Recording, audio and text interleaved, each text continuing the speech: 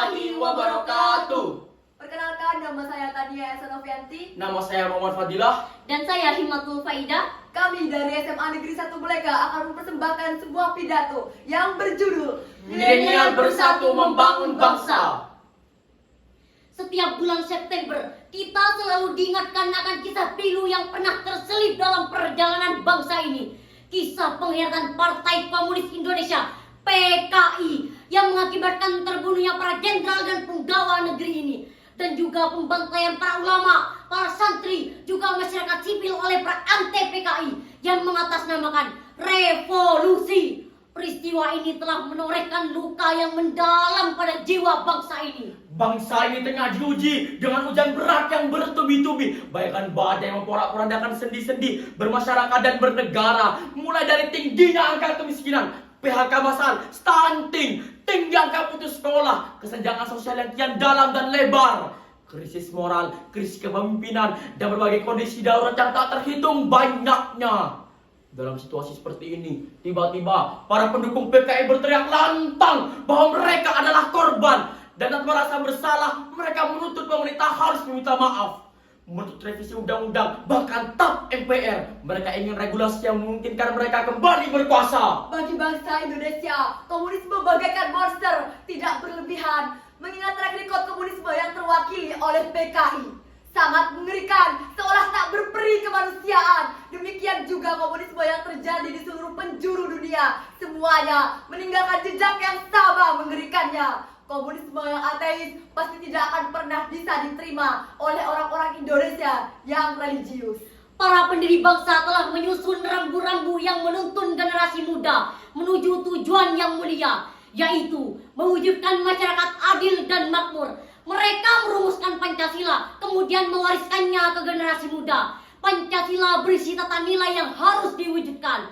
Di sana ada nilai-nilai tentang Pancasila sebagai dasar negara Indonesia. Untuk merealisasikan tata nilai tersebut dibutuhkan sebuah metode yang praktis. Sementara Pancasila sendiri berisi tata nilai yang hendak diwujudkan, tapi tidak memiliki metode praktis untuk merealisasikannya. Menggunakan komunisme untuk merealisasikan nilai-nilai Pancasila jelas tidak mungkin. Penyebabnya, yang pertama adalah luka sejarah, yang kedua fakta bahwa komunisme itu ateis, jelas bertentangan dengan nilai pertama Pancasila, ketuhanan yang Maha Esa. Oleh karena itu, pilihan para penyelenggara negeri ini jatuh pada demokrasi. Dalam sistem demokrasi, untuk menjadi seorang anggota DPR dibutuhkan biaya yang tidak sedikit, bahkan bisa sampai puluhan miliar. Mereka memanfaatkan celah ini untuk keuntungan pribadi atau kelompok mereka. Mereka akan memberikan modal kepada para caleg, serta kompensasi saat para caleg duduk menjadi anggota DPR. Maka dari itu, kita tidak heran jika produk undang-undang yang dihasilkan oleh DPR nyaris tidak ada yang pro rakyat, hampir semuanya pro pemodal. Lihat saja Undang-Undang Omnibus Law yang di dalamnya ada undang-undang pertanahan. Kasus Rempang yang saat ini meledak adalah salah satu korban Omnibus Law. Kasus demokrasi pada saatnya akan berkembang menjadi oligarki. Itu yang saat ini telah terjadi di Indonesia. Oligarki politik yang bekerja sama dengan oligarki ekonomi, yang menciptakan tirani minoritas atas mayoritas. Anda bayangkan ketika 4.103 orang menguasai 56-60% kekayaan milik 270 juta rakyat Indonesia. Apakah ini adil? Adakah keadilan sosial bagi seluruh rakyat Indonesia yang terwujud di sini? Jawabannya pasti tidak, bahkan jauh panggang dari api.